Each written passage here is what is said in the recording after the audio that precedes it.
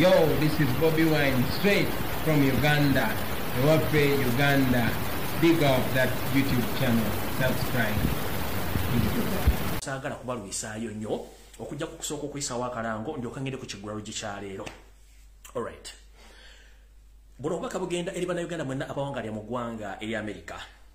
Muyina kye tuyita okutambula okw'emirembe naddala okwemulugunya ku nsonga ezigenda mu maaso mu ggwanga. Akalango kano kali mu lufuutifuuti nja kukazza mu Luganda mulyoke mukawuliriza bulungi nnyo. Alright. Akalango kano kasumbuye kati. Human rights violation, kidnapping, torture, human trafficking, extrajudicial killings. Mwenna mugenda kuŋŋaanira ku kitebe ekikulu eky'amawanga amagatte kye tuyita UN headquarters. Date April 1st, 2022, time 11 a.m. to 4 p.m. American time. Essente ez'okubatambuza ziri $6 zokka. Nkiddamu. Bannayuganda mwenna abawangalya mu ggwanga erya America. Mutegeezebwa bannammwe ab'enkyukakyuka abawangalya mu ggwanga erya America naddala okusingira ddala abantu b'e Boston n'ebitundu byonna abasinga mu America. Mutegeezebwa nti ejja kubayo okwekalakasa ng'ennaku z'omwezi lumu omwezi ogwokuna kussa mujja simula mujja tandika ssaawa 5 ez'okumakya mujja kumaliza saa 10 ez'akawungeezi. Otambulamu n'ensimbi mu nsawo za $6 zokka ezigenda okukola ng'ebyokukola ki ez'okutambuza. Mu bintu bye kuba nga mutunulako okusinziirako okusimbako essira kwe kuli okukiwamba abantu ekiri mu Uganda, okutulugunyizibwa, okukukusa bannayuganda wepo, n'okutwalira amateeka mu ngalo n'okutta bannayuganda okusukiridde nnyo mu Uganda. Akalango bwe kati bakasoma so mwenna bannayuganda abali mu ggwanga erya America nga muli wamba mu kikoleko. Abantu abalina okutuukirira okukola emirimu gino oba okubabuulira kye kigenda mu maaso kuliko Princess Lavia nga ali ku ssimu 857 2.3 kuliko n'omukulu ayitibwa Julius ye ali ku ssimu 13475678 kuliko n'omukulu ayitibwa Raymond ye ali ku kasaze oba kasaalaba 178455 abantu amujja ku maze bafuna bulungi nnyo. Akalango keyo kennyini saagala muntu atategedde saawulidde mwenna abantu abali mu America buli ssaza dda w'osinziira mugezeeko okwekalakasa ku nsonga ezigenda mu maaso mu ggwanga erya Uganda. Kati nno ngenda tandika n'ekiggwaro gi okusookera ddala njala kwebaza bannayuganda bonna nga sinagenda yonna mikwano gyenjala otumirako wano ebiri akensuso njala tumirako omukulu gwe bayita Mwami Anani nkulamusizza nnyo gwe baliko gy'otuusaako nga n'okwagala enkyukakyuka wepo n'omukyala asangibwa yonna kifuma gwe bayita Ajat Moshi nkulamusizza nnyo gwe bali kutambuza njiri gwe bali kwagala ggwanga ate we bali kwebereramu we bali oteeterera kizibu nnyo oba si byangu nnyo okusanga abakyala naye nga ate oyagala ensi yo ate nga bw'otambuza information okwagala ensi yo. So Ajat Moshi enakifuma nkulamusizzaako wepo ne muganda wange Anani nawe nkulamusizzaako mwe bali kwagala nsi yammwe mbalamusizzaako akensuso olw'ensonga nti mutambuza enjiri ate ne mutegeeza abantu ki ekyokukola. Awo nno we ngenda okuva ntandike ekiggwaro gy'ekyaleero. Ekiggwaro gy'ekyaleero kigenda kutambulira nnyo ku mulamwa ogw'empisa n'obulombolombo n'ennono bwe twalina okuva edda era njagala kutandika n'ekiggwaro gi. Ntumidde ku bannayuganda mwenna baagala ekiggwaro gi kanyo bino kanako ekiggwaro gi nti mwe balekaagala ate mwe balekatambuza era njagala tandika n'ekiggwaro gi kino nga mbategeeza nti akalango ke mbateereddeyo waliwo bannayuganda abaasoma okukola ebifaananyi n'okukola video kye tuyita videography ne graphics era nkulamusiza muganda sigenda kwogera mannya ayakoze ebifaananyi bibiri ebya post ebya TV Lumbuye Broadcasting Service pona akoze ka graphic video akokoze akaliko Lumbuye Broadcasting Service abuntu etugera bukozesa maase mu sensories bene bekyuse kubanga nze buli mugwange njala tambuza information etaliko edit etaliko producer nze musasi nze musomi ate nze nga wereza. So nja kuba mu maaso nga tutuse mu sensories nja kuba tuteekawo omukutu ogujja kubeera for real mu Uganda buli muntu ng'asobola okubanga awa amawulire amatuufu galina okuba so siga bulimbalimba tetwagala mu edit amawulire gajja kubeerawo. So ekyo mukitegedde tukibakonye mujja kitegera si kyalero kubanga tukyala ebintu bingi nnyo omanyi bubanga tuli mu dduka ddeno ddeeri tekyetagisa kuba nti ate otudde wamu ng'otadde empumi wamu bwe giwunya ennyo ng'odde bwe giwunya nongedde so tukyali mu dduka tetunnaterera ye ensonga obuvumbulo bwendaga nti nze saagala kutiisibwa ensonga nakiza ne information. So right njalo bebaza mwe n'abakoze graphics ezo n'abakyakola ebintu bingi nnyo njalo bebaza nnyo akensuso mubala nnyo babalire ddala. Kati ekiggwaro gi challenge njala mutagingire Catholic Church of Uganda njala mutagingire abazadde mwenna abali mu Uganda njala mutagingire bannayuganda mwenna bulungi nnyo ntandika ekiggwaro gi kyaleero ntandise bwenti edde nnyo oba nazzi kuno ffe mu ggwanga eryaffe ya Uganda twaberanga n'obulombolombo n'empisa era nga ebiseera bisinga twawasanga mu mayumba oba mu mpya z'abantu nga tova eri kwegwanyiza mwana muwala gw'otamanyi buvuna buddo oba mwana mulenzi gw'otamanyi buvuna buddo olw'ensonga nti ebiseera bisinga amaka agamu gaalinanga ebizibu byago mwabeerangamu abasezi abatemu abantu abalina empisa embi nga naye bw'owasaayo omusaayi gujja ttambula mu famire y'ensonga lwaki edda twawasanga mu mpya z'abantu nti omwana wamujje mu lujja lwa nti lwagundi ne bategeera omuntu kigwatutte naye olw'okuba nti ensi egenda ekyuka ebintu bigenda bikyuka nga tugamba nti ensobe ekyusa amaaso weewaawo nga n'envuba okyusa atamanyi Luganda bulungi kitegeeza nti tewali kintu kyalubeerera nti embeera bw'ekyukamu nawe ng'okyusa embeera kitegeera there is no permanent situation okitegeera nti embeera bw'ekyuka nawe okyuka nayo mu Luganda kitugamba nti ensobe ekyusa amaaso nga nawe envuba okyusa wetwogerera essaawa zino oba mu buvo bwaffe n'obudde ow'edda twakozesa nnyo empisa eza bulijjo kyovola nti mu Uganda mu Africa ne mu nsi yonna ekifo oba obwakabaka eb'ekitundu ensi gye bayita Buganda twali twakulaakulana dda okusinga abazungu omulaba nti Amerika Bangereza nga Buganda yakulaakulana dda ebyenfuna ebyobukulembeze ebyempisa z'abantu obulombolombo n'eneno nga tubulina era nga twaniriza buli muntu yenna gy'aba avudde okujja twegattako era akulira wamu abantu bangi balina empisa nnyungi nnyo naye nga si Baganda olw'okuba nti bakulidde mu Buganda kino kyajja kyeyolekera era n'abazungu bajja okuleeta eddiini baasooka mu Buganda ng'empisa weeziri obulombolombo n'ennono era kyali kizibu nnyo abasajja bano kukyusa bajjajjaffe okubaza ku ddiini kuba balina eddiini gye baali bakkirizaamu olw'okuba nti bw'osomesa omuntu ategeera era obulombolombo bwakyuka mpolampola ne tudda ku ddiini n'eddiini eno simbi kubanga ffenna tetumanyi wajjajja twava bajjajja ne bajjajjaffe abaatusookawo be bamanyi engeri ensi eno gye yatambulamu ekituufu Katonda gy'ali ku nsi era atulaba era njagala bategeeza nti tetuva ku mulamwa Katonda gy'ali naye ebikolwa bisukkiridde ogw'omulamuzi navuddeyo wano gy'oli abalamu ennaku ziringa 2 mpawe kaage bategeziiseeko navaayo ne bagamba oba nawe ennaku 7 nempa oyo brother oba headmaster wa Smaka ne muwa ennaku 7 ne mugamba mu butongole jangu weetonde ekintu kino kiggwe naye olw'okuba nti ennaku zino ensonyi zaasiimuuka ku bantu tebakyagala kumanya buli muntu alina eggumu eribalinganga ery'embuzi ennume erina ekirevu ekiddugavu bw'ebeera mu mbuzi enkazi yeerowooza nti yeesinga otutegeera netamanya nti n'embuzi endala ziri mu kisibo ziba zitegeera munnanga omwami oyo niyeesulira gwa naggamba olw'okuba nti bakozesa state machinery n'okufufuggaza buli muntu mbawooza nti bagenda kutegeera njala bategeeza ensi gye tuli mu Uganda Museveni asobola okusasulira ekintu ekibi n'aleka ekirungi ne kifaafaagana ng'entunga eyiika baavuddeyo ne bakyakyala banulaga nti ate kikino ebifaananyi bye nasindise biri ku origino temuli photo edit temuli muki nabagambye nti ababuzaabuza nti history wa information gyabawadde nti fake nabagambye mugende ku St Edwards Bukuumi mu mwaka gwa 2009 eyali headmaster waali deputy headmaster yoyo omwami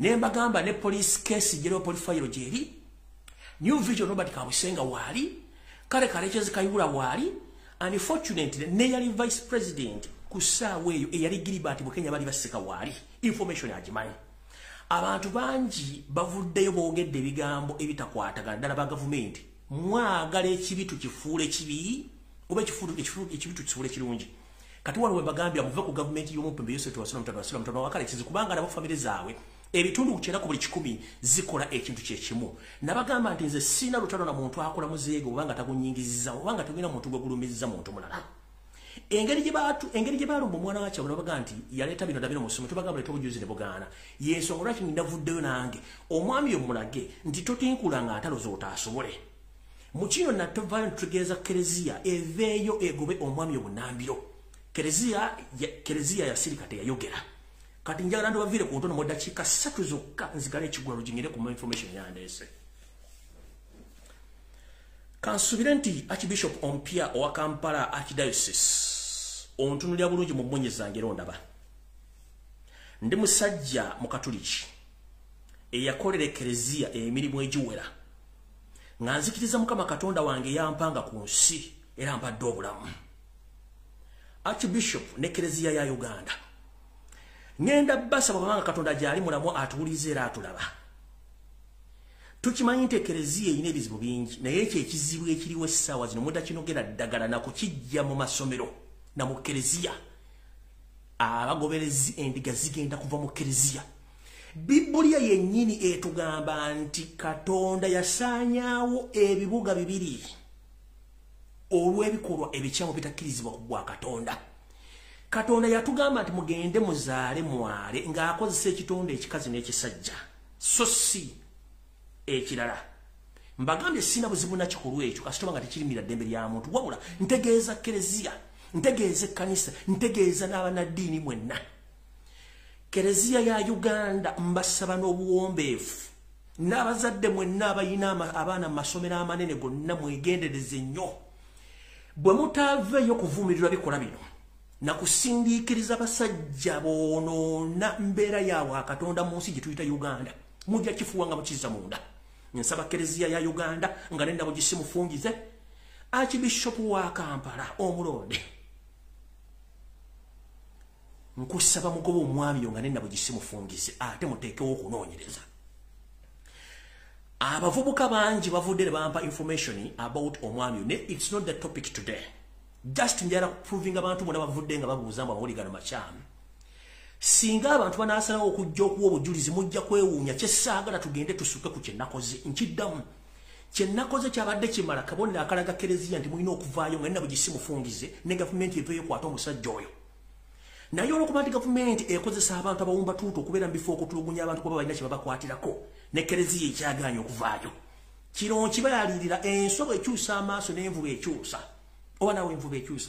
Bwe mugaana okuvaayo kukola ekintu kye mulina okukola nga obujulizi mbumanyi, wallaahi Katonda ajja kutuddamu atukole kye yakola e Sodoma ne Gomora.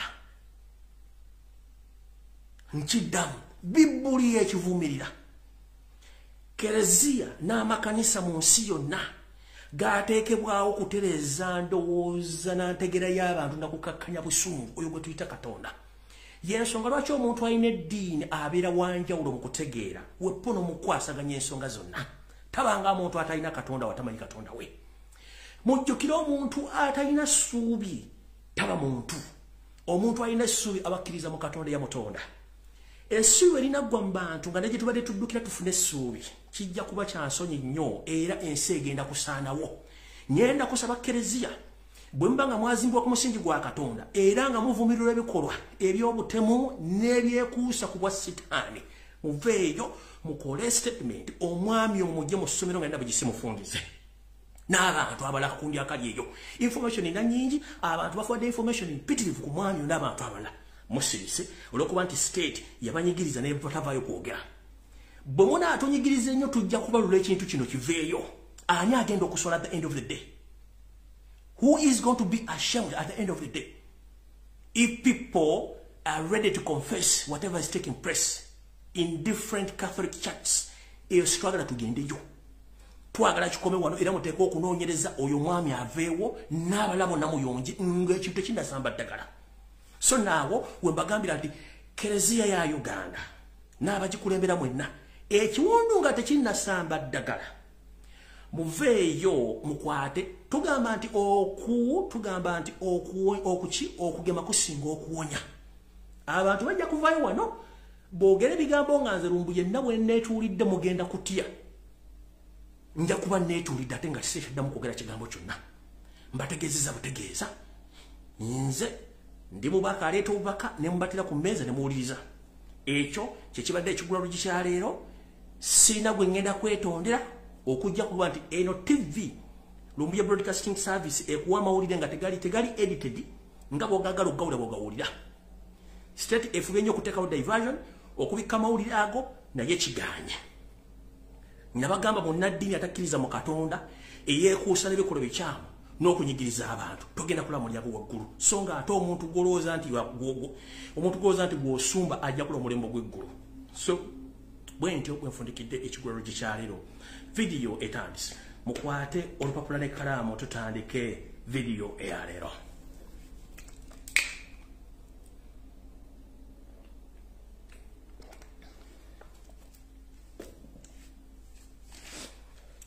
Nga sinatandika njagala muntagingire Pastor Mono. Njagala muntagingire Muhammad Nsereko. Baram Barugahara wa Mo ne Ham Kigondo. Oba gumeta Hamis Kigondo. Njagala muntagingire omukyala gwe bayita Lukia. ate kuba kwalikulo njala montanyire sete bahabura tabasira mutano wakalikezi genetic embabazi wepo nakakundi kabeko nakabayaye n'abasajja anabashara mwenda bava mu katundu mu kyamabuka ga Uganda mbere ku video eno ndoza ntandike ne eyo mugenzo lanya bitono tondende kengere ku information eyandese olwalero. Alright. Owanga sina gende yonna ndoza kanyongere ka information ndo katono nnyo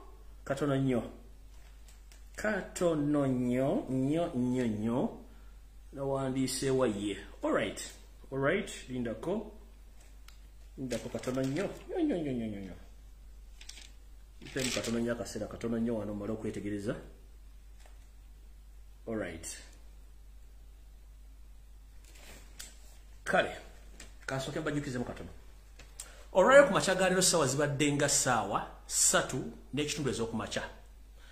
Omwami mennyini Headmaster wa Smaka alabiddwako mu State House Entebbe ng'alina omumpembe Muhoozi Kanyerupama.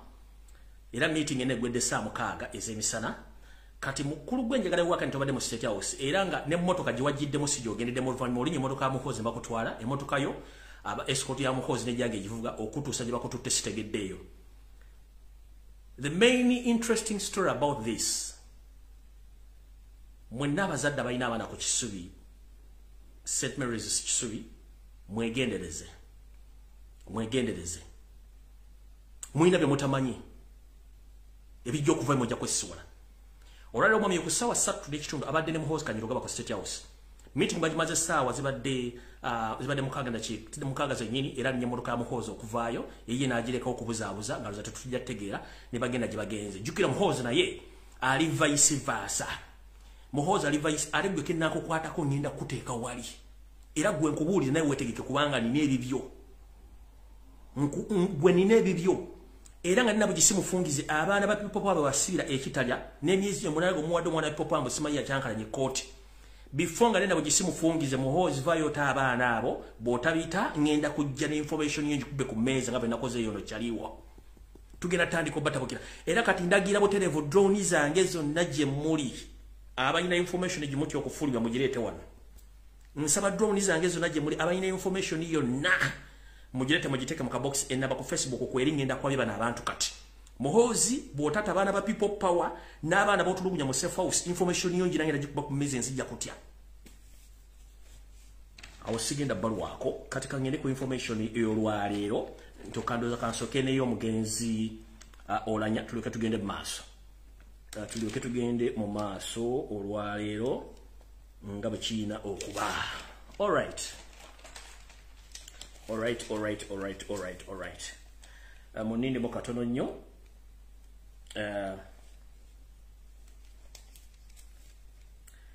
Muninde mo katono nnyo.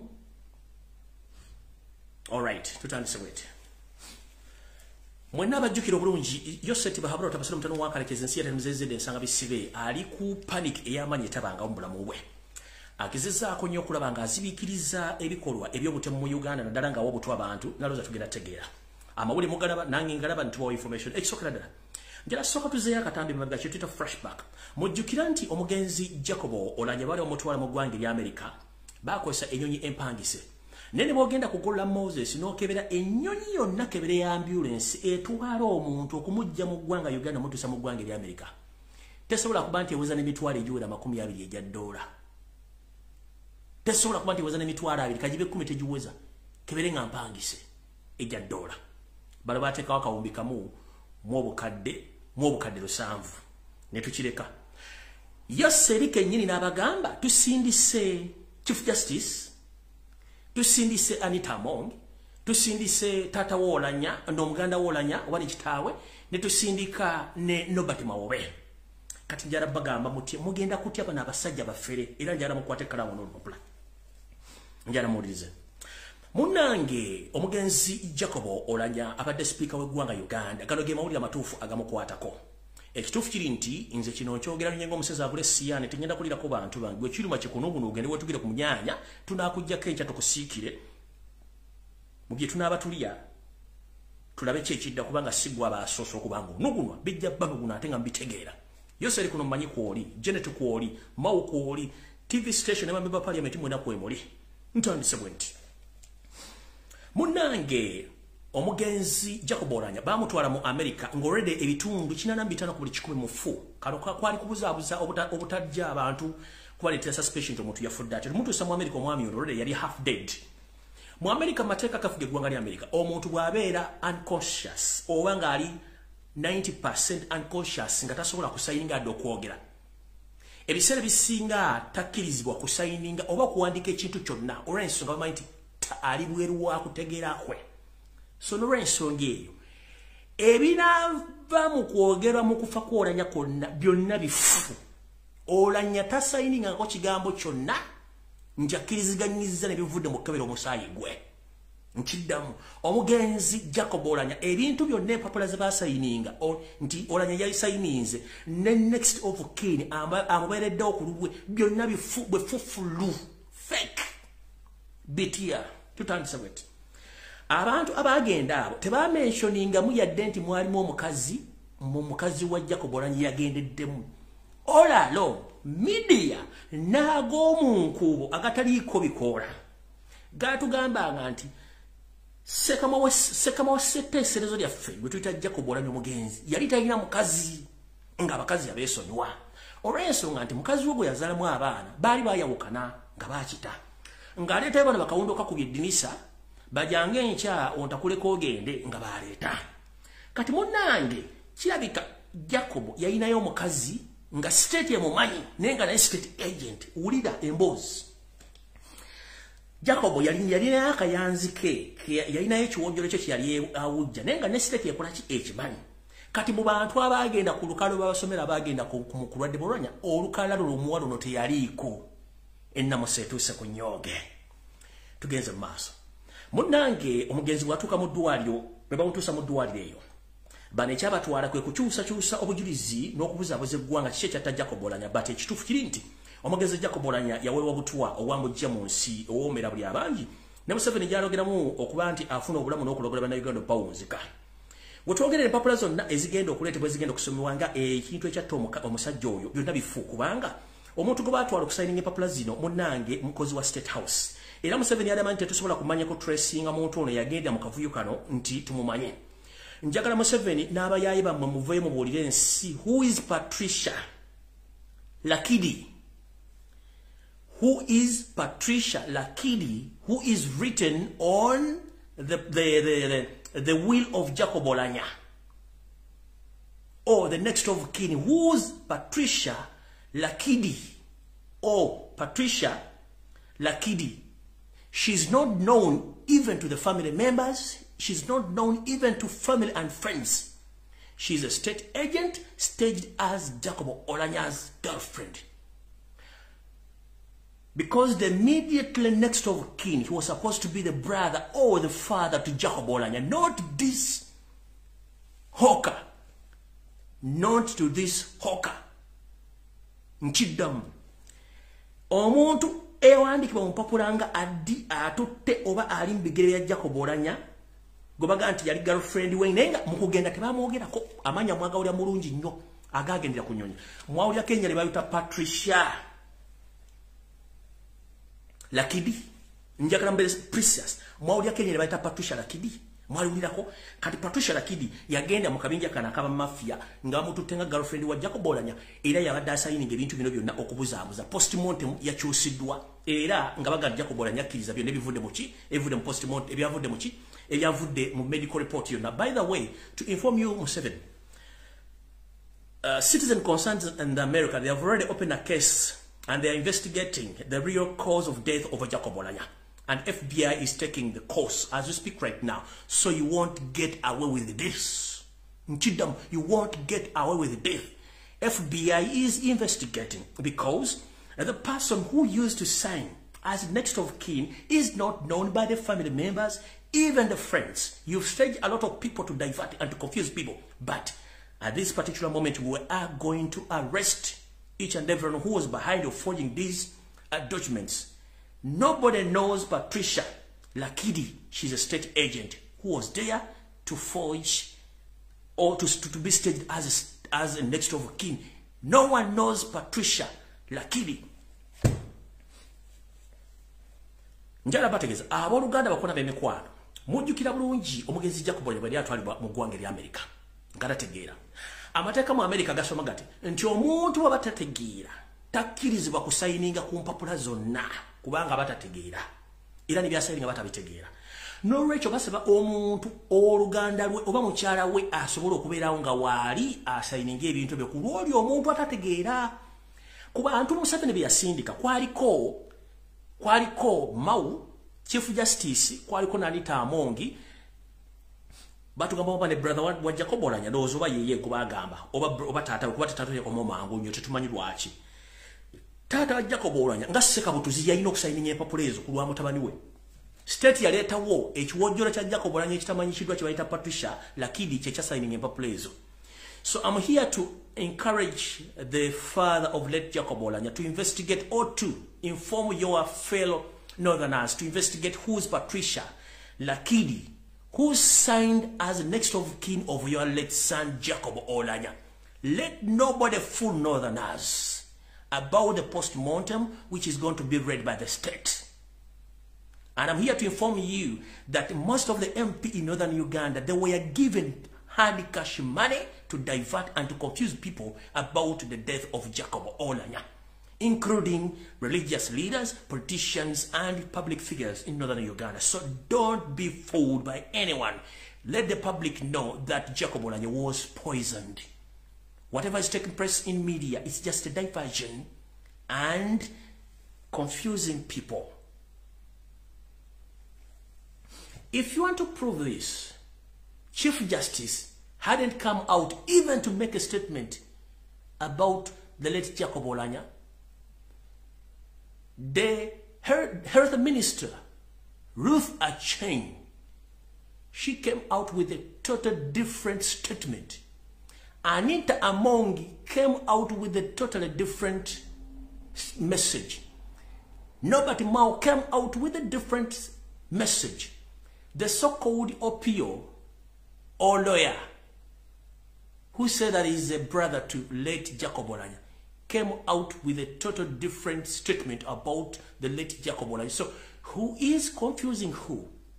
Satan has power, and God has each and every power to divide and rule all the satanic ways. That's why everyone is divided. This one speaks this. Everyone says this. That's why we are going to manhandle Museveni and these mafias in the system.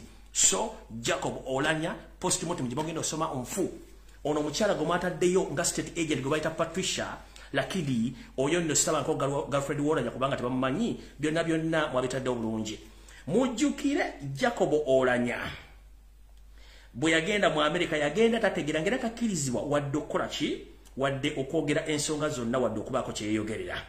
Ono yafuna atya empapula ez'amutwala tugenze bulungi nnyo ku nsonga eddako tutandise tutyo saagala kulwawo nnyo ensonga esooka eri bwete taata Oulanya ali under house arrest. He is not supposed to talk to the public.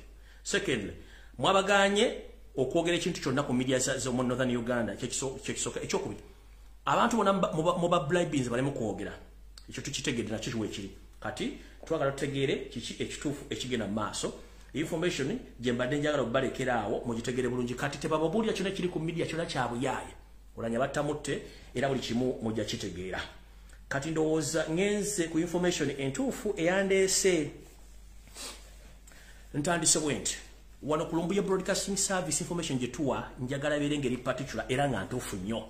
Njala mutaginyire Chief Justice Winnie Dot njala bakwata bano ababbi era njala mutagingire NBS TV, BBS Telefina, CBS FM, NTV, New Vision, ne bakuligani bonna aba NRM. Njagala mumpulirize bulungi nga mutudde saagala yebuzaabuza nga afukaana abantu gonna mazzi kubanga njagala mbakwate nga nabo gisimufungize. Akamanyiro kasusse. Ffe mu Buganda twaniriza buli muntu yenna. Naye akamanyiro kasusse bannanga abasajja ba NRM ne Museveni mwewumuzeeko. Museveni otuuse n'okwetega. Kati this embassy njagala egende wa Chief Justice Winnie Dolo ne bannayuganda mwenna balaba TV z'omu Uganda zino NBS TV, BBS Telefina, CBS biki. Na zino TV eziri mu Mengo ne radio station zonna z'abafere. era njala tegeeza obakabaka ba Buganda abannayuganda mwenda baganda mwena okuva CBS lwe yatandikawo yakoma okukola obutereevu nga mukyalimu obanga Sematimba Mulwenda Muwonga tebannavaawo we yakoma kasita bavaawo kitegeeza nti over iso yali maze okutekinga over CBS FM. Njala kutegeeza abantu mwena nti buli mukozi ali mu CBS kati wetwogerera kujjako bannaalumanya batamanyi ne buli mukozi aludde ku CBS ngali myaka 2-25 okudima genda iso agent nkiddamu abakozi bonna abaludde ku CBS bakuba nabazze bwe mbamujjukira bulungi Sematimba yatandika okubeera CEO wa TV eyo wa radio eyo bwe bafuna information bwe batandika okuba government nga ne Muwonga akyaliwo dobakyusa ne batandika okutandika okubakwata obatwala state we are taking care over CBS n'abakozi ba njala baga omukozi yenabadde ku CBS for 20 years state agent era iso agent kabe kirina kabeerani nga mazeyo emyaka 2 temusubira kigenda kuddakawo imana kibagenda okuwandika bonna kabere producer kabere editor kabeerani kabere program director kabere comedian kabeerani nga for 20 years bonna bakozi ba state era bakozi ba iso ntandise bwenti kino nkyogera nga ntudde wano mu maaso gammwe omusajja Chief Justice Wijidoti yavaayo naye simba butogo obwe muli bubeeramu enyanfa n'agamba nti basajja abanupu ebagenda bekalakasa naye ng'ate kabaka waabwe bamutwala n'alinnya ennyonyi y'obukulembeze n'agenda okumujjanjaba ne tuga kyali kikyamu era n'avumirira nti Abaganda naye ng'ate yerabidde nti omusajja yakuliramu okwekalakasa yali musajja wa mu Northern Uganda eyo era ensi emumanyi munnange lwatero libusa nga nfulumya information y'ono musajja Deodorant Brother Deodorant ono HM wa Simaka bwe nafulumiza information ye ne besansa bagakuba nadde mazoba y'amanda mu mbugo bwe naba y'amanda mu mbugo ne bagezaako okufulumya information ey'omujjira n'okubuzaabuza ensi nga maze okwabya Father Deodorant ono aluganyira musajja alina ebikolobero bingi omujja okulya namwe mujja kukwata ku mutwe Radde telibusa state netandika okusindika information ng'ebuzaabuza amawulire etya twali tuliawo nga bagambye nti omukulu Wijidoti yeetondedde Ssaabasajja Kabaka n'Obuganda njala tegeeza ensi yonna ekyo kikyamu effululu Wijidoti eyayita Ssaabalamuzi w'eggwanga tanneetonderako Buganda wadde Ssaabasajja Kabaka ekisooka nga bwe yasinziira ku mutimbagano omuleereetu kye tuyita social media ne bamukwata akatambi ak'ebigambo nga kennyini ebigambo biva mu kamwa ke ng'agamba nti Ssaabasajja Kabaka yalinnya ennyonyi y'obukulembeze bw'eggwanga namutwala mu Germany okufuna obujjanjabi era Abaganda bantu babi nnyo abataagaliza era abaagala okuba nti abantu abalala bafeeba ekyo nno kyali kikyamu mukulu Wijidoti nga bwe wakola omulimu ogwennyini gweyita Chief Justice njagala oveeyo busimbaalaala oba butoogo otandika okukola akatambi ke kamu kuwakola nga weetondera Ssaabasajja Kabaka n'Obuganda ne bannayuganda bonna ku nsobi n'okulumiriza ebigambo ebikyamu bye wakola bw'otakikole ojja kuba wayya amanda mu mbugo kubanga Abaganda otumanyi tetusonyiwa buuza omugenzi Militoni ome obote kitwamukola naawe ojja kiddamu era ojja kwewunya ekiki ekigaana enkoko okulya ekyeggulu oba embuzi okusaba akaboozi ekiro tugenze maaso ku mitimbagano state gye yakozesezza state yennyini yagenze maaso neraligira emitimbagano gyonna giwandiike nti Wijidoti yeetonze era NBS Natasha Broadcasting Service yavudde newandiika nti Chief Justice yeetonze eno BBS Telefine yavudde newandiika mbu omusajja yeetonze CBS nevayo negamba NTV ne New Vision bassebo ne banyabo Chief Justice musajja mukulu ategeera tulina ebibanja ku mutimbagano gya social media Chief Justice alina ekibanja ku bwenyi bw'ekitabo gye tuyita Facebook njagala muŋŋendere ku bwenyi bw'ekitabo oba njagala muŋŋendere ku muko gw'ekitabo kya Wijidoti musangeko ebbaluwa empandiike eya Wijidoti gye yawandiise nga yeetondera Obuganda teriyo njagala mugende ku kibanja ekya Twitter kwekiri munoonyeko baka Wijidoti bwe yawandiise tebuliiko Wijidoti yasembye okuteeka obubaka ku kibanja kye ekya Twitter ng'ennaku z'omwezi 21 omwezi ogwokusatu obubaka bwe buno era tekuliko kwetondako nga yeetondera Obuganda ne Ssaabasajja Kabaka kati yeetondedde luddawa yeetondedde nnyina yeetondeddeyo seri yeetondedde ani never ever fool a fool before fool fools you do you copy sir Chief Justice never fool a fool before a fool fools you tosiriwazanga musiru ng'omusiru tannakusiriwaza tukimanyi media zonna mu Kampala zikolera state esimu emu muwandike kino nga nozizirete engalabi zijja zimputa bajja batambula bati balinganga embate zisudde ebyana mu mwala batugambe tuwandike nti yetonze mbagambe bugende ku bwenyi bw'ekitabo mukube ku olupapula lwa Winnie Dot olupapula Winnie Dot olupapula kye tuyita page mukebereko obaka bwa Winnie Dot bwe yawandiise mbu yetonze tebuliko sagala mukole forgery mutandike kuteekako backdated dates mbu yetonze mugende ku Twitter ennaku yakomye okuwandika ngo ennaku z'omwezi 21 omwezi ogwokusatu olw'ennaku z'omwezi meka asatu ani asiriwazaani nabagamba TV za Uganda zonna nfu zonna TV za Uganda nfu tanetondako eyo state yakikoze ndoza mutegera kyemuliko bulungi nnyo mutegera bulungi kyo mugende ku mutimbagano gonna munoonyeko yawandikidde ani nyina yawandikiddeko jawe wandikidde mugalo friend we. So let no one fools you that the so-called Chief Justice, whom I call the thief in justice, Winnie Doro, he hadn't apologized anywhere. It was an order from above, which Museveni district agent ordered all media stations in Uganda to write a statement that Winnie Dot came out, apologized to His Majesty the Kabaka of Uganda and the entire Uganda. No. Nothing has been written, and Winnie Dot hadn't come out to apologize officially. Because his Twitter account, nothing is there. His Facebook account, nothing is there. So let nobody lie to you that this gentleman came out and apologized. It is lie, a big lie. It was an order from above to fool Ugandans, and it was a kind of a diversion against Father Deodoranti, the smart headmaster, because they had hit, they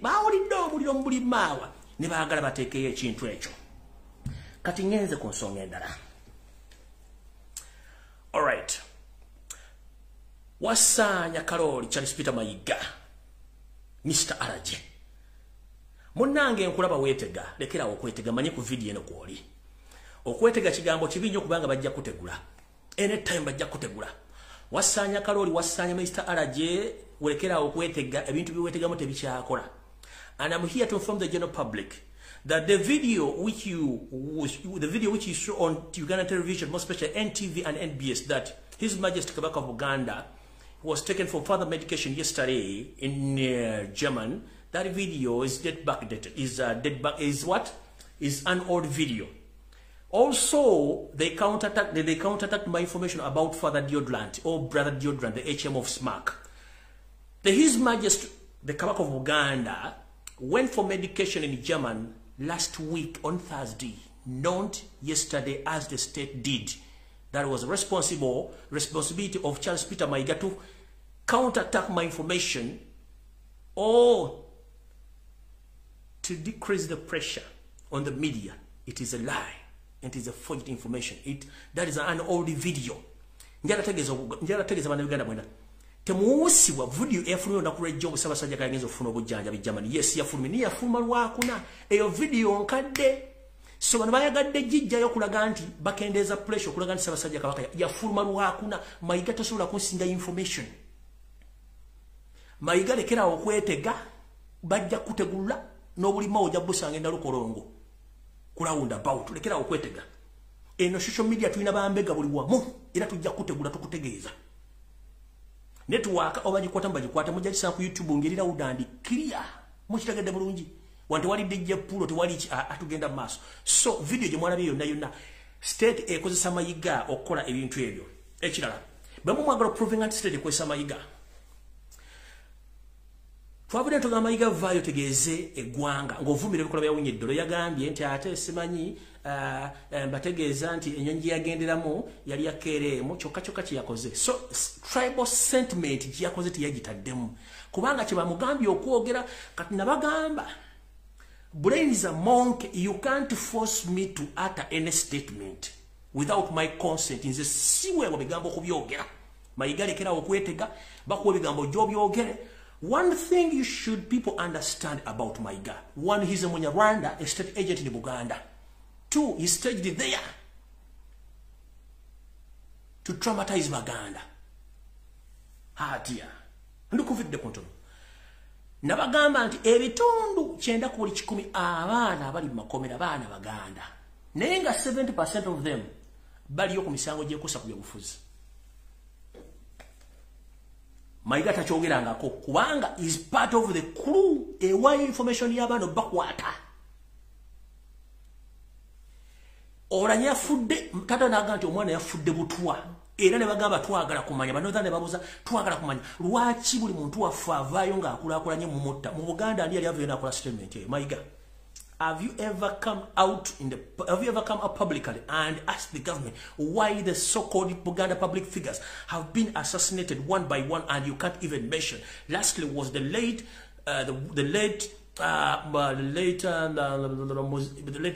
Musata. He was assassinated because you had a grudge between him and you. You kept quiet. Kubanga yakuyisamu eggaali.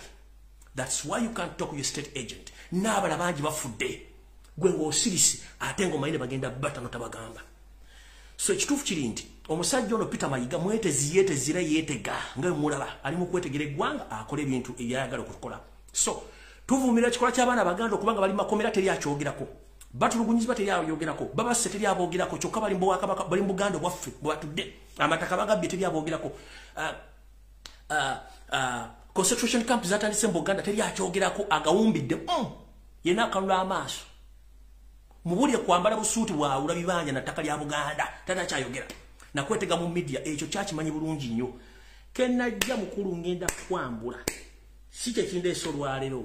Kati njala mutagingire omukulu gwe bayita Mondo Muhammad Nsereko Barambarugarahara ne Hamu Kigondu eyabalula esiridde.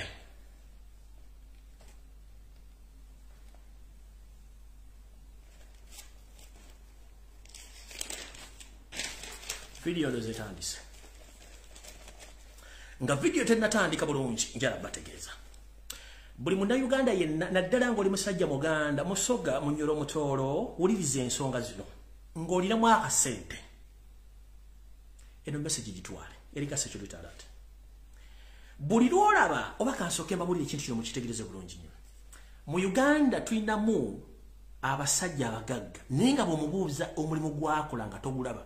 Bw'omulaba dduka. Tomukkiriza musinkana wadde omukunywa kyakuwadde wadde okubaako embuzi gy'onywa naye nkiddamu.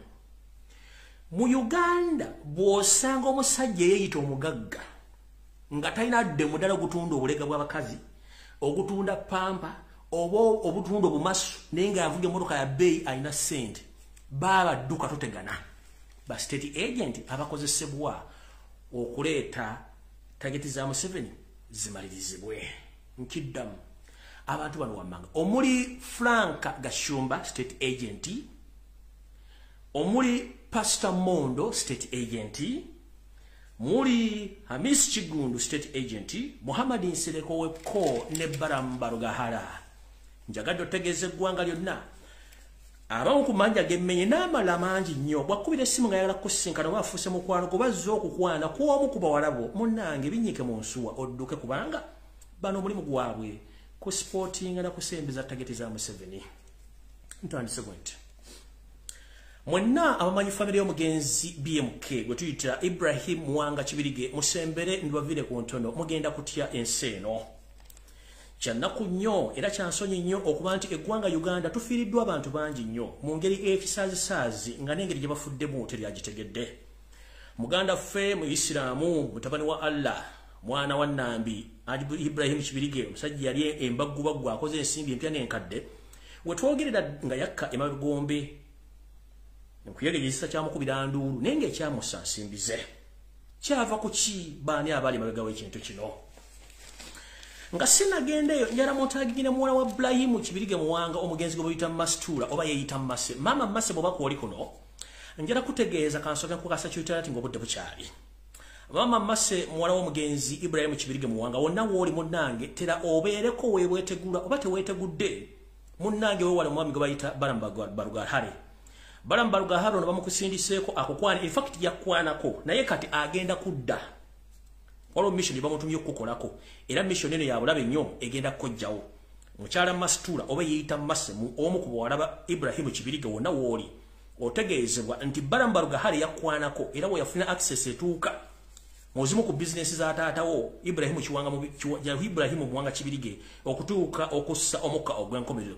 mukyala Maso wonna woli otegeezebwa nti omukulu ono Barambaruga Hali akomye ku mission endala y'okujja kubanga ma information nyingi eyinza obba exposinga oluvannyuma lw'onataddeyo posting amaze okubaabya abantu bano. So wonna woli mukyala Mastura oba Mase woweita mukulu Barambaruga Hali waakulabirako okukubira essimu munnange bennyike mu nsuwa kubanga gwe target nga bagala kujja bazibikirize ebyama ebyo. Kati video etandise olwatuuka olwo nga Buluganda otulabira ng'abeera omusajja omugagga naggwadda Ibrahim Kibirige muwanga gwe bayita BMK musajja n'akola ensimbi ze wepo n'ateekawo n'ekiriisizo ky'emmere oba n'ekisulo kye tuyita Africana Hotel Africa ne bizinesi nnyingi nnyo zeyatandikawo. Munnange nga abasajja bano bamwetoloola okumusabamu mu migabo. Ibrahim Kibirige ng'omusajja omuganda teyali mubi ng'agamba agali awamu ge galumya mati yamanya nti agali awamu ge goonoona. Munnange nga muyita mabega nga balaba musajja mulungi nnyo era ng'akola nawo bizinesi nga n'abaguza n'emigabo. Bano munnange bamulyazaawo bamumazaawo bamuyita mubega ne basobola okukola bye baakola. Tebaali ku olwo kati baagala kusaanya buli kimu nekyalesa akoze. Lutandika lutya era tulukuviire ku ntono bwe twogerera essaawa zino. Wetwogerera omugenzi Ibrahim Wanga Kibirige ebintu bye byonna byakoledde ebbanga lwankubadde kati yafa bigenda kusaanawo tugge era bitwalibwe mu ngeri ey'ekyonoonero. Kiki kye bateekateeka muno muri Hotel Africana gye mwawulira nti eri mikono gy'abantu abamu batamanya ngamba Ibrahim Kibirige Muwanga alina bizinesi nnyingi nnyo endala eziri mu Uganda opone ebweru w'eggwanga bagenda kikola batya kiri bwe kiti. Olw'okuba nti bano abasajja si babbi baweweeta mpisi kundi bateeka okuteekawo olukweseso nga bayita mu kitongole kiwooza ky'emisolo batandika okufoojinga emisolo nti omukulu Ibrahim Muwanga Kibirige gye yaleka tasasudde basobola okuleeta omuguzi asobola okuba nti atwala hoteeri eno n'ebintu ebimu ku nnyondo nti abangi b'ebisolo ensimbi empya n'enkadde kinani akirimu ye Janet Kembabazi mama Assassin. Bakikola batya era bakola batya okukola ensonga zino. Era mu kutunda hoteeri eno babana bagitunze ngenda kuwoninga omulundi ogusembayo muganda wange mukwano gwange Kirumira Bagale. Oyinza okuba ekintu kino kimanyi naye muntu esiganya n'ebintu bakoze. Bagale Kirumira gwe muntu gwe bagenda okukozesa okutwala oba okugula ebintu bya Ibrahim Kibirige Muwanga. Ng'era bw'oli mu mukono ogw'okwebuzaabuza ng'afukaanaaba ng'otwala ebizimbe bya Hamu Kiggundu okulira Nakivubo oba Hamu Center Nakivubo kubanga ebizimbe bisinga obungi kati gwe bikontrolinga. Nkwaniza emirundi egisinga obungi ogaanya okuwulira. Ekinaava mu y'ebiraka gono okimanya naye guno omuzannyo bw'ona ogubeeramu ekiri atabaala kyekiri n'asigadde waka. Bagale Kirumira mutabani w'Abambejja saava va mu bintu bya Museveni bagenda kujjawo nga nena bwegisi mufungizi mu bintu by'ono omukulu nkulabyemu nti bayinza okukozesa neke nkogeddeko bayinza okujjamu naye nakuwoninga ddabinyike mu nsuwa ove mu ggwanga Uganda wagaana. Kirumira Bagale nakuwoninga ddava mu bazayo ebintu by'abasajja ova mu Uganda wagaana embuulire tefa yonna nze sinze nja okufa gwojja okufaamu nkubuulira ne towulira mwagala nnyo ensimbi n'okunywa ne mutumbira embuto ng'engamiya efiridde ku kkubo naye ekituufu mujja kiwulira nti bemuzanyirako si baana ba nnyoko oba baana ba jjajjammwe. Ntandise bwe nti bwe batakozesa Kirumira bagenda kukozesa abamu ku Banyarwanda bannaabwe abalina obusente bakozese okujja okugula ebintu bino ebya Ibrahim Kibirige Muwanga. Baatuuka batya okuba nti bagenda kutwala hoteeri eno. Munnange lwali olwo nga Janet Kembabazi mama Assassin munnange ng'agamba Ibrahim Kibirige Muwanga omugenzi nti njagala kwagala kuzimba Hotel Africana mu bendobendo lya Karamoja region. BMK nga bakozesa erinnya lya Africana yakkiriza. Kati mule mu kukkiriza okwo omukyala Janet Kembabazi ng'agenda mu banka nga yawolayo omusimbi omuyitirivu mu mannya ga BMK era ng'atandika okukola hotel eno etannamalirizibwa eri mu bitundu by'amambuka ga Uganda mu Karamoja region. Hotel tennaggwa bulungi nnyo. Omugenzi BMK bwe yafa kitegeeza nti noono yali azimba yasooka okulinnya mu bigere hotel tennaggwa era gy'erimu n'abali mu Karamoja mugimanyi site eyo. Munne site eno bwetaggwa naye nga ssente zino Kibirige Ibrahim si yaziwandiika nti azisabyeyo Kembabazi yennyini mama Assassin yazisabayo. Oluvannyuma n'afa buli kimu ne kiyimirira naye ng'ono yali akikola. So Katonda bwe yali yateekayo nti BMK yeewoza ensimbi zino era buli kimu ekirina okuddizibwayo mu banka ssente zirina kubanga zikola ki ssente ziraza okubanga zisabibwa famire y'omugenzi oba okuzijja ku kitavu ky'omugenzi Ibrahim Muwanga Kibirige. Wetwogerera abantu abaagala okutwala ebintu bya Ibrahim Kibirige mwe muli omukulu Jim Muhezi y'omu kubalina ensimbi ezitotogana ng'obukula y'omu kubaagala kutwala ebintu bya Ibrahim Kibugire Muwanga wepo ne kampuni ze. Era omukulu no Jim Muhwezi omugenzi BMK Kibirige Muwanga yalina kampuni enzimbi, kampuni erina ebyuma ebisitula, ebyuma bitasituka abantu ba bulijjo. Wetwogerera nti ono ye kampuni enzimbi n'ensimbi ezali mbitavu yabibadda n'ebyuma n'abitwala dda mu ggwanga lya Rwanda gyali gye yakolera kampuni ye omukulu gwe bayita Jim Muhwezi si mubbi mulwadde ne bwalaba empitambi ngo gisibye mu kaveera naye ajeetikka emuwunyira bukogunjizi nga amaze gituusa gy'alina gitwala.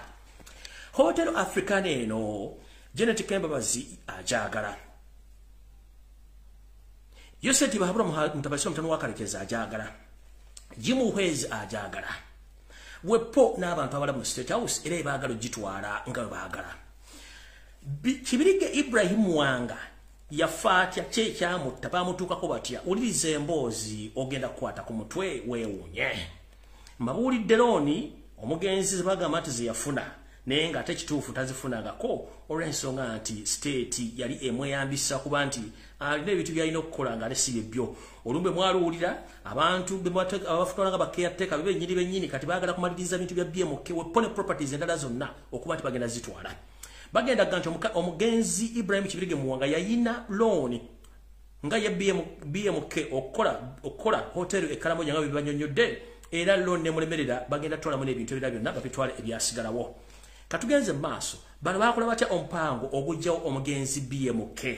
Omupango guno baguyisa omukulu gwe bayita Muhammad Nsereko yali mu lukwe luno, Hamis Kigulu yali mu lukwe luno, Barambaruga Hale yali mu lukwe luno, ne Pastor Mondo yali mu lukwe luno, mwe mulina omuwala gwe bayita Lukia.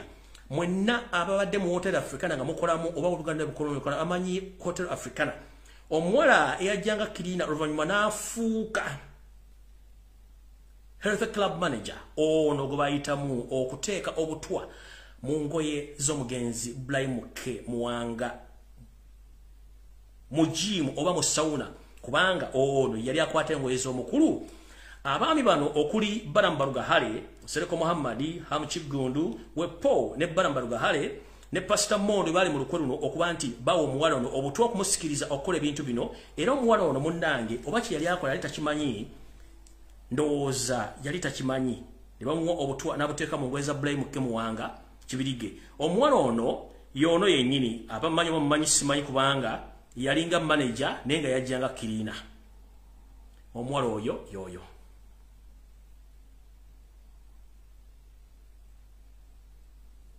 manya geero kia kifaananyi muyinza obutakitegeera kambawo ekirala simanyi kati waali oba naye baamukuba omuggo n'avaawo kuba gavumenti mugimanyi bwekukozesa ng'ekojjawo.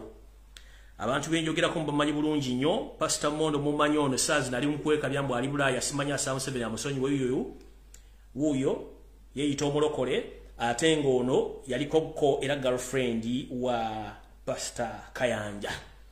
Mondo bw'oba oyagala ensi ekwononekere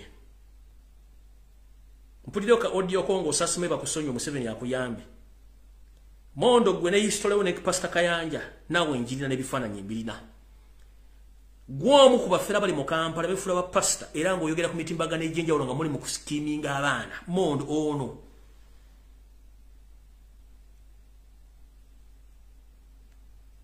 nono mvubuka mu Miss Kigundu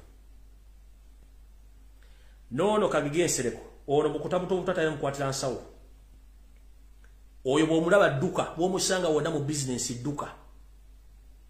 Mujjukire ono alina omukono mu kufako omugenzi Radio Mose Sekibogo na Kintijje. Oyo mwami Barambaruga Hala state agent alina ebikolwa ebyokutta abantu ku record nga yebuzabuza nga afukaana aba. Munnange Baram yakola ebintu by'amaanyi nnyo okulaba nti ayingira mu famire ya Ibrahim Kibirige Muwanga era baafuba okulaba nga bamufuna. Naye Baram yasooka kukwana muwala wa Ibrahim Kibirige Muwanga bagambye gwe bayita Masitula n'asobola okufuna access eyingira mu hotel n'okufuna access mbifo ebisinga obungi gwe bakolagana okulaba nti bakola mission eno era netuukirira bulungi. Ibrahim Kibirige Muwanga tebalyambu yafa kansa. Bamuwa butwa obwateekebwa mu ngoye ze bwe yali ng'agenzeeko okukola omubiri mu gym ye kennyini gye yeezimbira ku Hotel Africana we waava embeteza era bwe bulwadde bwamutwala tebabaya nti yali kansa yali stroke. Obutwa bungi bwe butuyita NAF agent bwe bawa abantu era wavirako omukulu Ibrahim Kibirige Muwanga okufa ne mulooza nti kansa. omwana ono Lukia Baramu Pastor Mondo Muhammad Nsereko be bantu abali mu lukwe olwawo omuwala ono obutwa olwatulo lwatekebwa bulungi okuteeka obutwa mu ngweza bulamu Kibirige Muwanga ali mukola mukajjuzaamu oba mukwejjamu entuuyo oba mukwejjamu ekko mu hoteli gye yeezimbira mu health center nga bakozesa omuwala Lukia. Omwala Lukia n'akwata obutwa n'abuyibwa mu ngweza bulamu mu Kibirige Muwanga. Jukira omusajja mukulu ono bavudde mu gym bavudde mu steam bath bw'aveeri yeesimulawo katono ng'ayambala saati obutwa bwatandikira awo mukulu n'atandika okulwala n'aziŋŋama okutuusa lwe yakkirira ekaganga naye nga mumwalabanga kansa naye nga kyali butwa obwava mu ngoye zebamuteramu. Era omulimu guno olwaggwa muwulirize bulungi nnyo mugenda kutya. Omulimu guno olwaggwa abantu bano basasulwa akawumbi kamu ak'ensimbi nga Genetic Kebabazi kennyini yakwata ensimbi zino ne bazigabana abantu obunange basomeredde akawumbi kamu ke basasulwa okukola omulimu gw'okugyawo omugenzi Bulayimu Kibirige Muwanga. Nkiddamu akawumbi kamu Genetic yasasula abantu bano abampembe okugyawo omugenzi BMK Ibrahimu Kibirige Muwanga akawumbi kamu ak'ensimbi eza Uganda ng'omulimu guwedde. Ngenze maaso.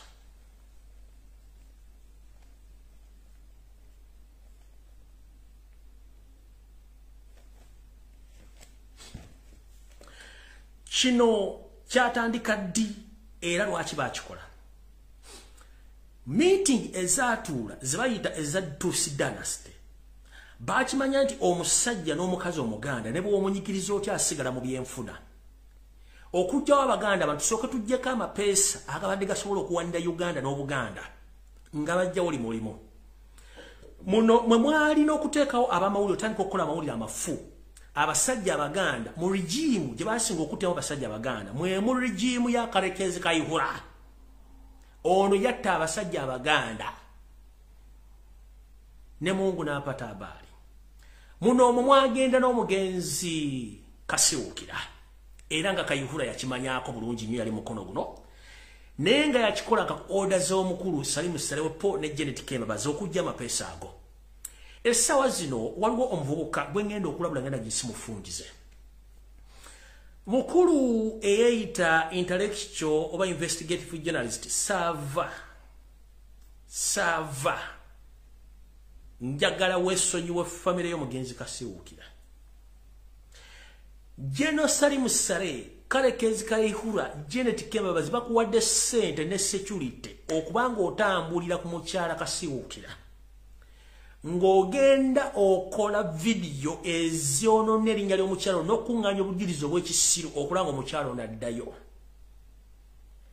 Otambula n'omuvubuka gwe ssaagala kuwadde olunaku lumu era njagala mulabula nga namugisi mufungize. Muvubuka gwe Katumba Gerard nkumanyi from A to Z nkusaba va mu nsonga z'omukyala Kasiwukira va mu nsonga za Kasiwukira. Nganenda bugisimufungi if it is possible ne Tanzania joli vayo le kasava mwenda mwambala buterevu yenga ye njara tegeeza Abaganda mwenna enda muwogo zizalamu abalungi n'ababi. Omuvubuka oyo yavaayo n'ayogera ebigambo bino njagala mbiwulira bulungi nnyo. State ekozesa abantu okukola kye tuyita blackmail propaganda n'okunnamanya g'abantu bamaze obbatta. Nabagamba Museveni akujolonga ng'oli mulamu n'akutta n'omulambo n'agusiiga ekko n'agusiiga empitambi n'otuuka mu maaso ga Katonda ng'olingange eyasiriridde mu ntamu nga tonatuuka mu maaso ga Katonda.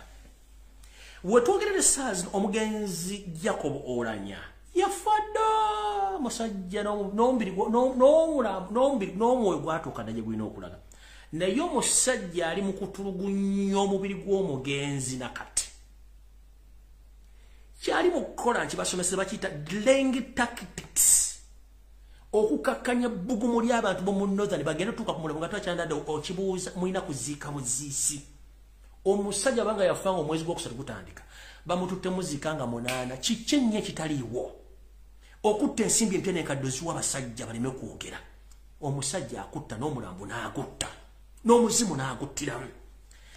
Kati muganda wange Sava wavaayo n'oyogera ebigambo bino kunze nga bankutte ndyoke mbalaga nti gwe mukulu wayogera ebigambo bino mubiwulire bulungi eno video 6 yajogerera ono era nagagenda kuva ku media tugenda kubanga tubyongera kubanga kasanti nabo benyewe bamala okusinkana bagenda kufulumya ebifaananyi ebigenda kuwambira bako kabe kasinge n'okwongera otegeera ebisingawo ku ebyo Lumbuye kyenyongedde okutegeera nti kuba bulijjo njagala kumanya entambula yali etya otuuka omutuusa wano kitegeerekeseddwa nti bwe basimbula ku Turkish Airline mwe gye mwali musuubira era nga babagambye nti ayingira wano okero olyambi yali ayogera byali bituufu yali tayimba Lumbuye yabodinga ennyonyi eyo then ne bamuleeta ne bayingira bwe yalandingako e Rwanda ne bamuggyako wano ne bayingira nga bayingiridde wansi ne batuuka abadde mu mikono gyabo ab'ebyokwerinda era bamaze omukunya kajjojijjoji w'ebibuuzo n'abagamba bimutamye era bibadde bimutamye byali byamutama dda kyemmanyi nti ebimu ebyo bagenda kuba babifulumya okwagala okunfaminga naye ng'obudde buno wetwogerera ali mu mikono gya Jerusalem Sale bali mu kutula ddiiro katusabe nga era bwe nabagamba juzi wano nti Lumbuye ogenda kulaba supplies nyingi ezigenda okuvaamu era bwe batamugulako misango bandi bakolerayo tamala emirundi omulala Syria kuba naye mumujjukira yali musajja wa mutawaana nnyo mu kuba gavumenti naye olunaku lwe yamitinga President Museveni byonna tebyaddayo bandi bakolerayo Andrew Mwendo omulala era nga gye tugenda okweyongera okukoma ensonga zino tujja balaga why we are called TMC gano mazima nani yasomye eddiiru eno okutuuka okusena Lumbuye kati mwe bannaffe abali eyo mu kusonda ssente n'abali mu kunyiiga n'okuyomba ndowooza kati essaawa twawula abalinzi ku basajja okutuma emirimu gy'abasajja abakulu n'ogituma abaana abato tekitera kuba kirungi omwami oyo state agent yeyita mwana wa Mumbejja musajja yeyita Muganda era asobola okubeera Omuganda naye ejjukira nabagamba nti teri musajja mu Lunyarwanda alwanyisa Munyarwanda munne teri Munyankole alwanyisa Munyankole munne naye ffe enkwezenge ezaagala ensimbi bataagala kukola abatewumuzaako ng'engala byenkalu abataakuzibwa be bali mu bifonga bino abalowooza nti bamanya okusoma mukulu saava amawulire wakola ku TV eziwerako ne zikugoba lwa busiru wakola ku mpapula z'amawulire ezisinga kampuni ezikugoba lwa bufere essaawa zino Jenosali Musala akukozesa kubanga baagala kutwala bya bugagga bya mugenzi kasiwukira otambudde onoonyezza mugenzi ne tanze bakusindise mbasawo mukola propaganda omukyamu eno information wagikola ku nze nga bamaze okunkwata n'ogamba tolidda ku media singa mbasiri Uganda wava ku media mukulu wavaayo ne bakusasula olumbe ekibiina kya National Unity Platform nti abakulembeze baakyo bonna bonna babawa ensimbi naddala MPs era obujulizi obuyina obujulizi tewabuleeta n'ogamba nti omumyuka president wa National Unity Platform omukyala Zena Zedriga bamuwa obuwumbi bw'ensimbi era mukozi wa state era obujulizi obuyina tewabuleeta tukimanyi Museveni akozesa empumumpu z'akayinja nga mmwe okujja okulya mu baganda bannammweko ne mutuvumisa olw'okuba nti mwagala ensimbi ez'okkakeeka wanjogerera amafuukule nze n'enkuleka naye va ku famire ya Kasiwukira yafa bw'oba olina oba kintu ky'obanja mukyala Nabikolo oba famire ya Kasiwukira nkusaba ogenda okisaba omukyala oyo ng'obudde bukyali akikuwa naye nkulabula ebintu by'olimu tomanyi bunene bwabyo Kasiwukire baamutta Kayihura yaliwo mu meters nga 5 Ubatira Kasiwukira waliwo street cameras zakwata footage mu special oba private investigation zibateekako abasajja ba FBI okukwata information eyo balina information kyotamanyi olwaliro li Tanzania okola propaganda ku mukyala Kasiwukira tokimanyi nti FBI nawe kutambulirako information egenda kuba bagenda kukwata mukulu gwe bakusibe nga nabo gisimufungiza baagala kutwala property za musajja Muganda nga batuteza kibiriga eza Kasiwukira bawandikira omukyala Muganda twagala property ABCD baagala arcade mu Kampala bazitwala gwe empumumpu y'akayinja bakuwadde sebi kuba oli momboze empumumpu y'akayinja eyakone yasirira bakutambuza okole video you don't have any credibility enkubuulira va mu bintu by'ebintu kubanga bagenda kukwata kubanga ate katolaka enough oba tolina mukisa omwami gwatadde mu bivoozivozi byo mukodemu omugenzi kasiwukira esana bagenda kusindikira summons era ogenda kukwatibwa nkubuulira emisango gyakuguddwako dda ku video z'okola. You are paid by the Jerusalem Sare, Janet Museveni and the state because they want to take all the properties belong to the late Kasiwukira. It's Salimu Sare and Kare Karekezi Kayura who assassinated Kasiwukira. And the public knows. As it happens to the one called Kajubi who is in Rizira right now. He's in Rizira due to his properties. He was staged and he was blackmailed by Kaihura. He's also a Muganda man. You don't know just because you're walking with an empty head, given money to move around to blackmail people. Nkubuli agwe kavubo kagwe. Kati Katumba Gerald nga sina kutandikako nenda bugisimu vet Tanzania ovuka yako tutte. Ogendo okola byo olina okola otherwise gwenja kwambula nobuli mambo teke wet. Nkidda Katumba Gerald va mu bintu byotajja kusobola. Bwoba tolina tubasima toyi Kampala dewa mulime va mu bintu byotajja kusobola. Family y'omugenzi Kasiwukira. Tojimanyi, tebakumanyi, oli government agent, nga ne during Besigye, wali obega Besigye mawulire, nga n'abaana bakikankane, gwomu ku group y'abakikankane, ng'okolanga investigative, era gwali okola obuvuyo obwo. Eno information gye wankolako nakuleka, wagamba ogenda kuva ku media wavaako, oyogedde ebigambo bingi ku Kyagulanyi Robert Sentamu, ensi n'ekuleka n'ekutunuulira. Ebintu byomukola Museveni agenda kuvako very soon ogenda kudda oyagala agenda mu buwanganguse Museveni agenda ogenda mu buwanganguse omukyala bamutira bawa ali mu kunyiga biwundu mwana mulenzi okinda bakuwadde ssente oli Tanzania ogenze mu Basabaganda obakolako interview wagenda Banyarwanda eno bagasimanyi mukyala Kasiwukira yattamu kwano gwa Kasiwukira mwali okoze buli kintu Muganda wange samani zijja waliwo omuntu gwa kutomo kya mu family ya Kasiwukira atayagala kumanya bagenda kusitula bagenda kusika Katumba Gerald get off the hook before it's too late gwe nkusaside nkugambidde ovaako ng'obudde bukikubanga gwe nkumanyi nnyo nga sina kwambula bwe mba temulina ssente mugende mulime ettaka ly'abajjajja mu gyeriri Savadini wagoba ku TV za Uganda zonna ku lyanguzi na bufere na kubegera state buli video jokola ojja jinyo nyodaga bwa nyonyola zine ezange nkubuulira muve ku basajja abaganda muve ku bakazi abaganda njala kubuuza wali owulidde Abanyarwanda bekanga baluniriza Abanyarwanda bandabo mu Uganda nenge batwala ensi y'abajjajja mmwe nkubuuza wali owulidde Omunyarwanda kinga aluniriza Munyarwanda munne mu Buganda tuga nti omubbi tayogerera ku kizigo kyovola nti Omunyarwanda they don't go against each other kuba bali mu kunyaga Uganda negwe mulete mumpu yamwe eyakayinjo lya buli Muganda gwotekako bribe gwotekako blackmail kubanga kiki Buganda lwazi bana Abanyarwanda banajja bakola buli fujjo bagenda kuvaawo twali tulaba banene mirembe engalo kola kyoyina okukola naye saava Muganda wange yakwawula esiridde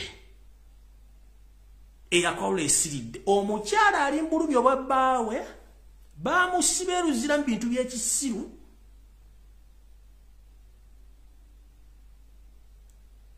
bakuba ku TV zonna bufere bwambega nzino jano nokolako propaganda enkuleka kubanga oli Muganda n'ekikwatagana ku makabogedeme omusajja yafaali mu ntaana nga yaleka ebyobugagga biyambe family biyambe n'eggwanga ng'ekyokulabirako abasajja bakubye omukazi muga twagala ekizimbe ABC ne ku ntebero gyebagalako ebizimbe gotonade basima toyi mu Kampala gowuma busimanyi ogenda okola investigation owawa bwabanga kooti yate omukyalo ono nga tekiwali bujulizi bulumantiri yate omusajja ofuniramu ludda muvubuka okujjako okwewusso butaba na magezi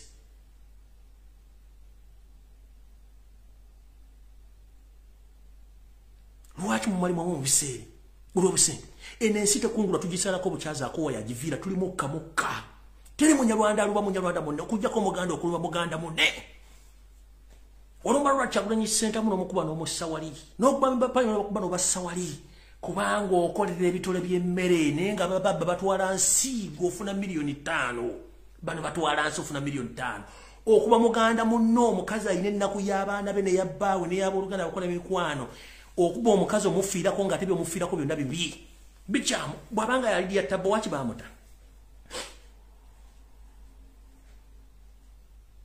Lwaki bamuta? Kajubi ali luzira lwa bya bugagga bye. Bamusetinga musimanyi yali simanyi yasadde okumwana no omusawo muganda go bamusetinga iso agent information engirina wana. Kayihura njagala ovento wa setting Kajubi. Kubanga wali mwalina deal ne Kajubi nga Kajubi asula supermarket musajja mugagga nnyo. No yagala mukole deal ne mukola deal omusajja nabanga alina properties ezimu ne mwagala mutwaleke ebintu byonna ne musetting omusawo muganda iso agent. Ebo yogerere wali. Ekyo lozo tukimanyi kale Kayihura kale kizi Kayihura. Kwa kanyini kale kizi Kayihura. Ono father deodorant. Ono father brother deodorant wasima headmaster. Video nebifaananyi baabibwa omusajja gwe bayita Robert Kabushenga ku New Vision nomugano bifulumya. Kati esaza mu public simanyi waliwo Photoshop buli mu Photoshop. Yenyini ali ku program kubaateka nga ate njala babuli yakinyi njala mukitegere mwana bana Uganda baliko. Temuddamu okuwuliza ba blogger ba NRM. Ekisooka babanga baagala nyo bale baba wadde emirimu gavumenti tibalina mirimu. Ekyokubiri awakanya information egenda fulumya eri yava okujja Kampala ko mona akavera naye bali bamuvuga reverse emotoka ye bagiteekanga mu reverse yadde Kampala nga talina kyasobola kukola nga ne Hamis Kigundi oba Hamis oba yamwasere kumujjanja bali reverse maji gundi kulache eyo ya reverse eyo gino gundi moroke za gundi za zetuyite za manual eyo manual ekintu ekisinga okuba obuzibu ye reverse eyo ya reverse eyo kati bamujje student nga reverse bamazo wa Windows kati naye tategera bulungi vula kya defending atakimanyi so ekisooka sina mu Uganda nabagambira de musajja simu na Uganda musajja mu TZ so temusobola kuka musajja tasobola okutambula ngo Muganda kati mutumala budde nabantu abo kubanga bali okukola diversion so njala tuconcentrate ku kintu kimu tunde tutye gwanga lyaffe na kukunga buli muntu woyina okukunga era moto yo kukunga mujogere maso njalo ko bazabana Uganda mwenda bali mukutambuza ekigambo kyo kukunga kubanga ekintu kiyidde mwabakyali ensimbi mugabo tikidde saimu ya mwegenda kujjanga na muyino okubanga muyino okubako mbeera ava Robert Kyagulanyi senta mukolo ogwo naye ng'obudde bugenda bagendako teri mbeera ya lubeerera okujjako kuba nti nammwe mwefudde mu mbeera gye mulimu nga mwagala ogibeeramu ensonga esembayo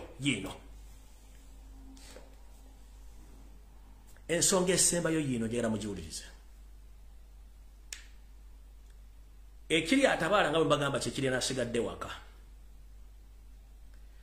gwe muntu yenna alowooza nti ebintu ebikolebwa by'okutulugunya abantu tebikwatako bijja kukwatako navudde n'enfulumya video nga batulugunya mwana mulenzi immediate effect ne bamutama bamusuula ku ddwaliro tetumanyi gy'alisa naye nga yasoma tuse bameka abali mu bintu by'okutulugizibwa nga abatulugunya Abanyarwanda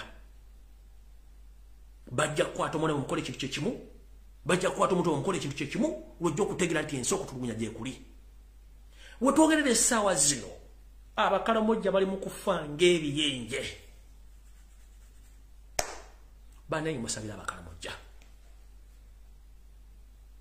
And I'm calling upon all the international community, most especially the media, that is BBC, CNN, Al Jazeera, ABC, and other international medias. Please, we have a problem in Uganda. As we speak right now, our brothers and sisters of the Karamoja region, they have been massacred by the first sin or the first son, Muhoozi Kainerugaba. They have been killed in numbers, but no one has ever came out publicly to stand with the people of Karamoja, apart from Robert Kyagulanyi Ssentamu, the elected president of Uganda, and some opposition figures, most especially NUP leaders. But NRM, member of parliament, and the other opposition figures, they are silent about the massacre which is taking place in Karamoja region. The first son recently came out and stated that the Karamojong are going to face they're going to face the hell on earth. It's exactly what is taking place as we speak right now. He came out and diverted the public that those people were attacked by the Turkanas from Kenya. It is a lie, and that is false information. Himself and his forces, that is SFC, they are the one committing atrocities in Karamoja region because of the minerals. Please, we've tried our best, including the international journalists who have been investigating that incidents, but some of them that have been assassinated through stage accidents. Previously, one Sumi, she was killed, and another lady from the Swedish embassy also, she was assassinated through a stage accident. Last but not least, another lady, she was also assassinated through a staged accident. She was investigating about the ongoing massacre in Karamoja. So I call upon the international medias, please to come out with your effort or support to find out the catastrophes which are taking place in Karamoja, because our brothers and sisters in Karamoja are killed in numbers because they have failed to agree with the system, because they want to stay where they are and to stay on their land, but the state, they want to take over the land because the land is rich in minerals and other natural resources. So I beg and I call upon the international media, TV stations, newspapers, please to investigate deeply about the massacre and assassinating of Kalamajong in the northern part of Uganda, because the catastrophes are taking place. But no international media, no local media, and even the government is keeping quiet about these incidents. Our brothers and sisters have been killed and are still being killed by the state, but nobody is coming out to condemn the acts of the state, more especially the first son or the first seen Muhoozi Kainerugaba, who's now staging himself to become the president of Uganda over our dead bodies. Because as we speak right now, all Ugandans, we are Muslim. When it comes to politics, we are against Muhoozi Kainerugaba because the Muslims, they don't consume pork. So in politics as we speak, we are united against Muhoozi Kainerugaba. First and foremost, you are not a Ugandan. Secondly, you are not fit. Thirdly, you are an assassin. Fourthly, you are not fit anywhere and you are not near, because this is not a monarchy. So, all MPs from northern Uganda, we know that you have been blinded by the state to keep quiet about Olanya's death. The same applies to their silence against the atrocities which are taking place in Karamoja. But let me tell you one thing. Right now you are taking that money because Museveni is bribing you, but the next atrocity is going to come near to your door. Who is going to come out to talk about that? I'm telling you, people from northern Uganda, please come out, most especially MPs and politicians in Uganda, please wake up, comment and talk about the genocide which is taking place in Karamoja region. Media stations in Kenya, please try to investigate, because in Uganda we don't have media. All medias, we are compromised by the state. Nobody is going to come out to bring that information about the Karamoja region. But our brothers and sisters are killed in numbers. No one is talking about this. For God and my country, I'm stopping here. May God bless Ugandans. Stay safe. And keep your eyes open. And whoever is there, please raise your voice. Keeping quiet is not going to solve problems. But the moment we demonstrate, the moment we talk about these catastrophes, at least we gain some kind of relief. But if we keep quiet, that means we are betraying our country, and we are handing over our country to Rwandese. Right now they're in Congo, destabilizing Congo. The same gentleman came out and staged forced other leaders of East Africa to bring Congo on board that Congo has joined East African community. Which East African community when you are killing Congolese in Congo right now? Which East African community is that? And I'm condemning all the East African leaders for not doing enough to save Congolese. Congolese are dying in numbers because of minerals. That's why we Africans, we are still behind. Reason being, we have all natural resources which can develop our countries, and each and every single partner of that nation gain in those mineral resources. But We are conspiring with the foreigners who are using black market to explore our countries, and we remain with nothing. That's why all Africans, they are moving worldwide as refugees. Why? We have each and everything. Ugandans, we are so rich naturally. We can use our natural mineral resources to develop our countries, but because we are led by foreigners, warmongers, war criminals, that's why we are not going to develop. We are going to keep getting out of our country, and we leave the country in the hands of foreigners or refugees. So please, I call upon all Ugandans, the East African community leaders, please condemn the acts of assassination or the genocide which is taking place in Congo and in Karamoja region, that is another part of Uganda. May God bless Ugandans. Stay safe. Mwiraba.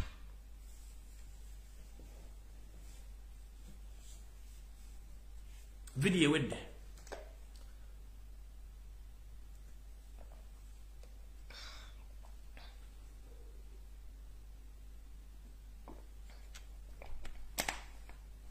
Video ewedde mukama bankumi na takumi na mirembe. God bless. Maximum respect.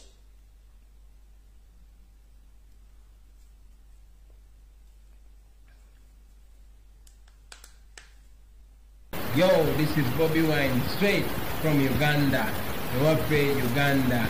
Big up that YouTube channel. Subscribe.